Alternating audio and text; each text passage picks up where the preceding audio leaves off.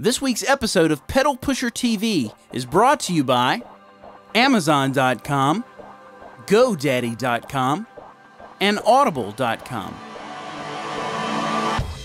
It's time for Pedal Pusher TV, the show for drummers by drummers, featuring your hosts, Atlanta-based professional drummers Brian Stephens and Shannon Kori.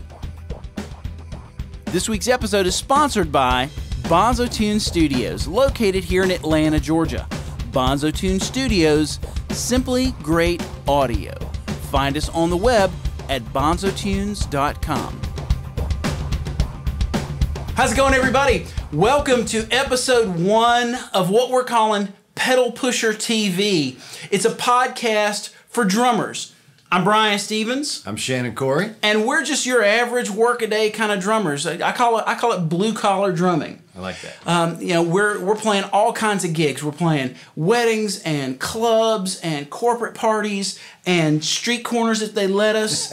And we both have our own studios, so we do a lot of drum sessions for independent CDs, jingles, music for multimedia. I mean, you pretty much think of anywhere that drums show up, you'll probably see us too, or hear us. And Pedal Pusher TV is the same thing that we do when we just kind of get together and we have lunch. We'll have lunch and we talk about drum stuff. We'll get together either here at my studio or over at your studio, right, and we'll play some drums. We'll talk about things that we're practicing or working on. And we just talk about things that matter to drummers of all sorts. And today, we're going to start, because it's called Pedal Pusher TV, we're going to start with bass drum pedals. Hence the name. Hence the nice tie-in. We're bringing it all together. It's a good way to start this whole journey.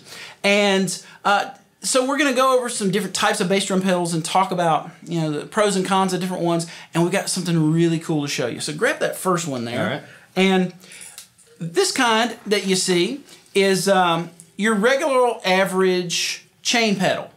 It's got motorcycle style chain, bicycle style chain, and some kind of cam with teeth.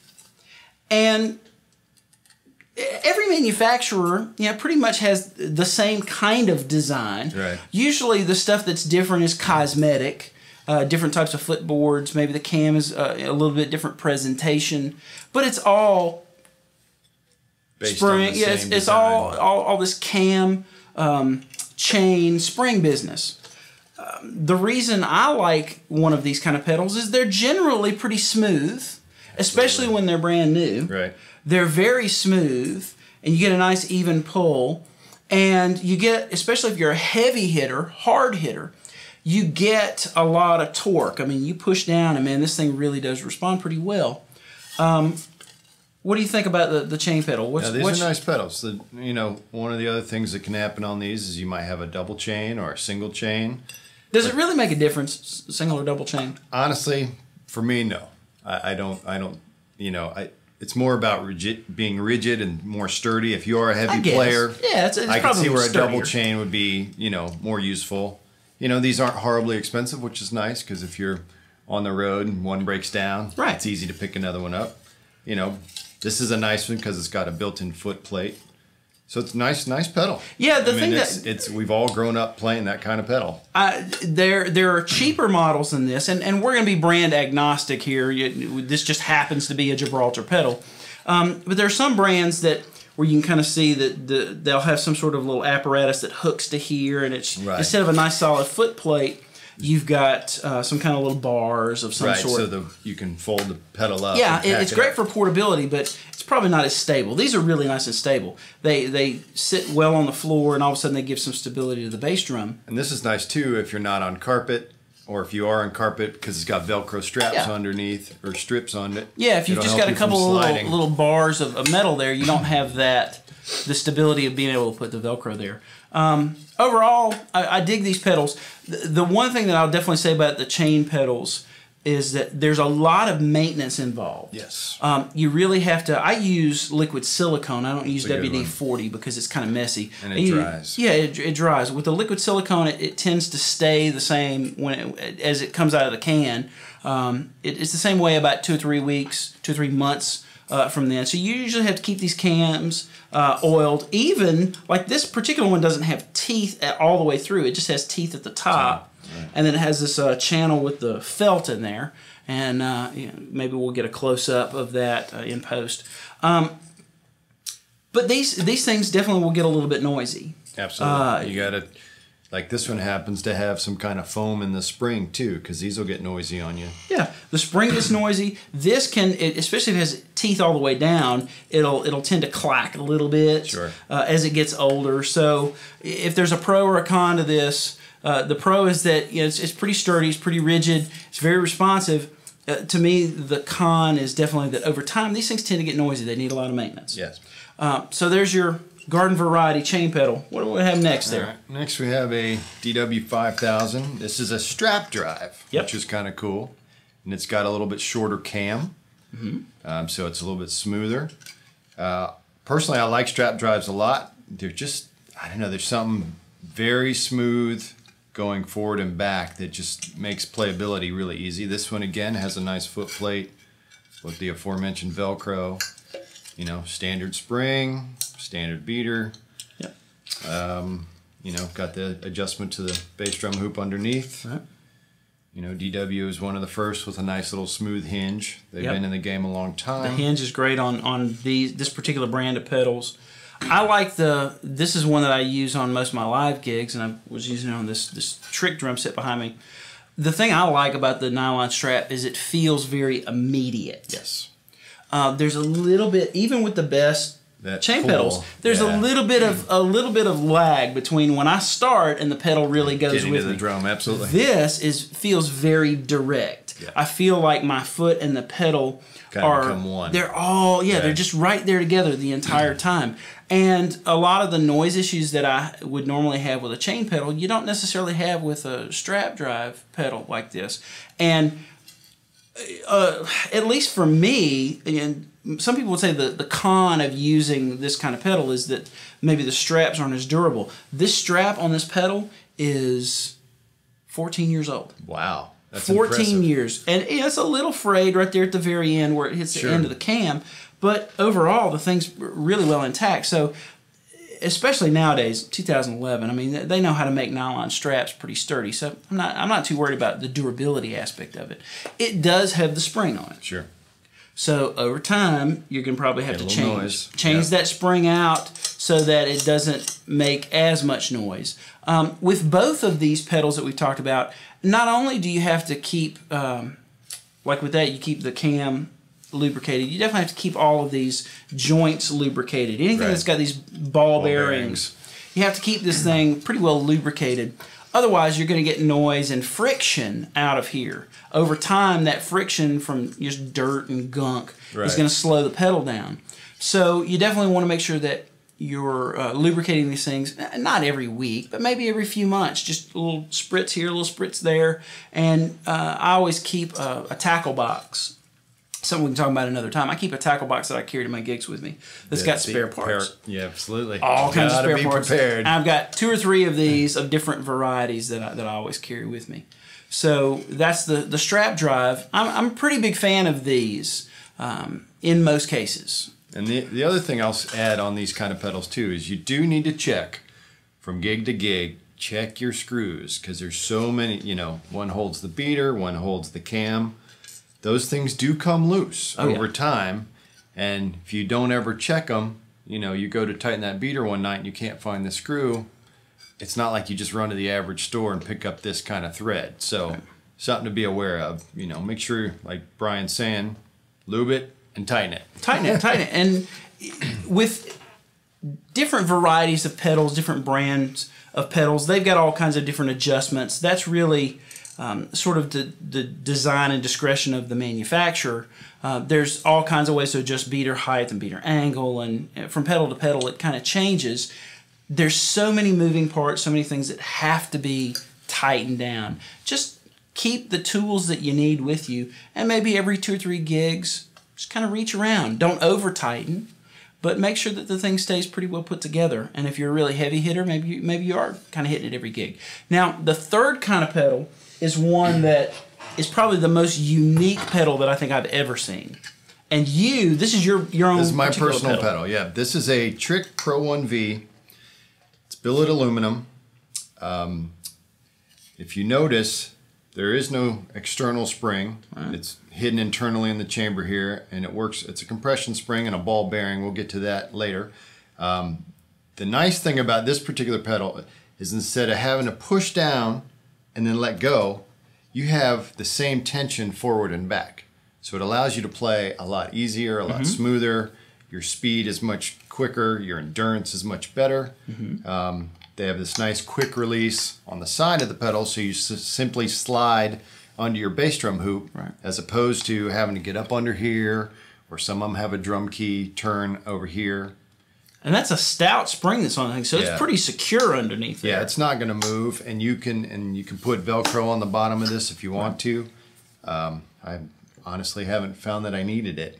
It's sturdy enough without it. Yeah. And then you've got an individual cam for your beater adjustment, an individual cam for your footboard adjustment, and then you can adjust the height of the footboard even on the direct, what we'll call a direct drive cam, which is kind of the marriage of the previous two pedals, the smoothness of a strap and the rigidity of a chain. And then with all the adjustments, and this is where you adjust the pedal. So if you're on the gig and you need to adjust, instead of having to pull the spring, hold the top of it, tighten the screw on the bottom, or loosen it, vice versa. One knob. You're good to go. So, in terms of the response, the direct drive, from playing other direct drive pedals, like the Yamaha and some of the others, there's a really immediate feel to this. Because it really sort of becomes one thing. Right, there's no lag time. Right, no lag at all. How is the durability of it? Say I'm a really heavy-footed guy. Does this stuff all hold up pretty well? Because there's a lot of screws. Yeah, it's a lot of screws, but it's all machined. You know, these are thicker screws than you would find on a wider diameter than you would find on a normal pedal. Right. So, you know, like I've had this pedal. This was my first one actually. So I've had this running on 5 years now. And it looks brand new. Yeah, I mean it goes in my gig case and gets beat up a little bit, but I've had no issues at all. But the durability is unbelievable. Even if you're the hardest hitter, you know, it's a great pedal for speed. It's a great pedal for power. You know, all the in-between adjustments. Well, tell me this. I know it's got this interesting kind of beater here. I'm sure there's a story behind that. Can I use any kind of beater with this? You can use any beater on it, and I'll show you one little cool thing on this beater. What they did is that they made the beater adjustable. So if you're playing on an 18-inch bass drum, you don't have to change the tension of the pedal now. Gotcha. You just change the beater height, which is kind of convenient. Right. So if you're playing on a 20 or you're jumping up to a 26 or a 16 or whatever, and the other cool thing is they have this adjustable beater head. Yeah. So this is the standard plastic beater with a felt pad on it. So instead of having to pull this whole bad boy out or spin this around. Right. You can change, or like I have a rubber felt on this actual pad itself. So if if you're into metal and you want more of the click sound, you can take this little rubber pad off and you have that, like you would with a little Falam. Yeah, or if you put a quarter on there or something like that. Right. Oh, yeah, so it's just a little hard plastic, which doesn't look like much, but it will thump a bass drum. Will it? Yeah, it sounds great. Yeah, most people kind of get into the idea that the mass on a... Well, grab one of those other pedals. Let me point something out. I'm glad you brought that up. Yep. If you think about it, okay, if you hit a bass drum, even on a same kind of a normal, what we would call a standard beater, right, your surface area is really no bigger than this little round disc. So, right. And in the case of the felt, until the thing wears down, it's even less. Exactly, and that's on a rounded, so you're really using about a quarter of that felt. Yep. So that's kind of one of those misnomers. Right. It's really about just, a direct shot. So surface area would be what you're looking for. If you're looking for a fatter sound, right, you're looking for surface area, right, instead of mass. Right. So those big, furry sort of which, felt oddly things. enough, the bigger the beater, the softer the sound, because they're generally from feathering or more of your jazz stuff. Right. So we're going for maybe the hardness of the surface added to the surface area that you're hitting. Exactly. Cool. And so here we got 2 adjustments. You can adjust the rod and the heater. That's cool. That's really cool. Is there anything else? What about maintenance on a pedal like this? What is the maintenance on a pedal? Honestly, the maintenance on these are very little because you're not having to grease or oil anything. It's all ball bearing. And I'll show you one. Oh, if I can get it open. The cool thing about this particular spring, as opposed to the others, is if you can see this. We'll do a post shot there. Yeah, we'll do a post shot of this. But the idea is the detention is the same because there's a ball bearing and a spring in there. Gotcha. So instead of tension there and release, it's the same. Doesn't change. Doesn't change, and that spring never goes bad because the ball bearing keeps it. Interesting. Very clever. I give Trick a lot of credit for designing an amazing pedal. And this is a shortboard version. If you're familiar, you know, there's a lot of great pedal companies out there that make a longboard or a shortboard. Right. This one's available in both. So if somebody wanted to find out more about that pedal, where would they go? Go to trickdrums.com and I mean, not this is an advertisement for Trick Drums. No, but that's what I play. It's what I endorse. So I'm gonna. Most of these others are pretty easy to find. I mean, whether it's Gibraltar or DW, you can't sling a dead cat without hitting one of these.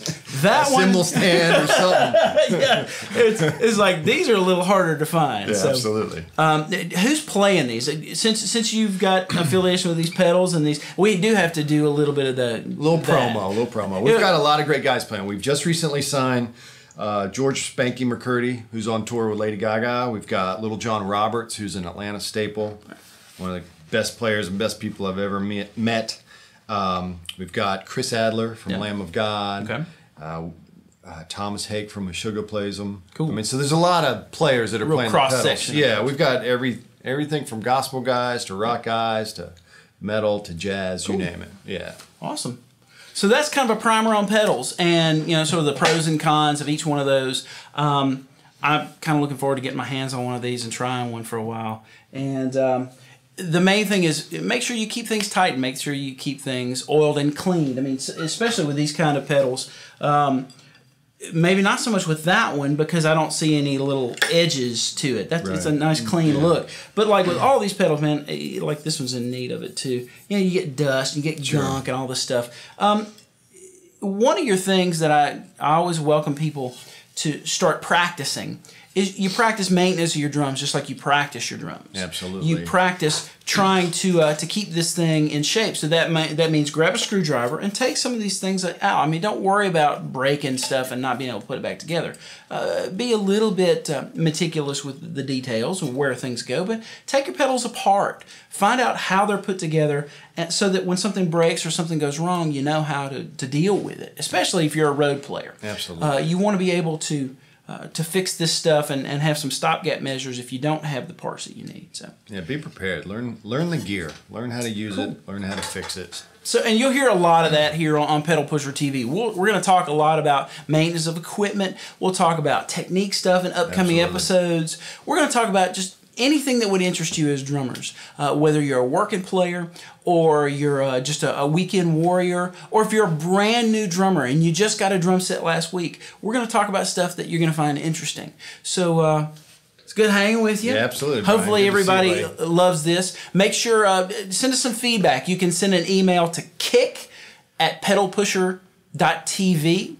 And by all means, if you'd like to support the podcast, if you look on our website, Pedal Pusher TV, you'll see links to our Amazon and our GoDaddy affiliate programs. Click through. If you're going to buy something on Amazon, instead of going to Amazon.com, come to our site first and click through our banner. Check it out. And we get a little percentage of whatever you spend. If you're buying shoes, if you're buying CDs, whatever, if you're buying bass drum pedals off of Amazon.com, we get a little piece of that. We wet our beak a little bit. It helps to offset the cost of bringing this program to you. And that's what we're going to do. Every single week, we're going to bring you a new episode of Pedal Pusher TV. We're going to talk about something new and different. Sometimes it's technique, sometimes it's equipment, sometimes it's just business. Whatever would interest you. Thanks so much for your support. Thank you, guys. Thanks for listening in and chiming in. We appreciate it. And we'll see you next time. If you enjoy the show, take a moment to click the affiliate links and banner ads on our website. A portion of what you spend on our sponsors' products comes directly back to us to defray the costs of production and bandwidth. Thanks so much for watching. We'll see you again next week.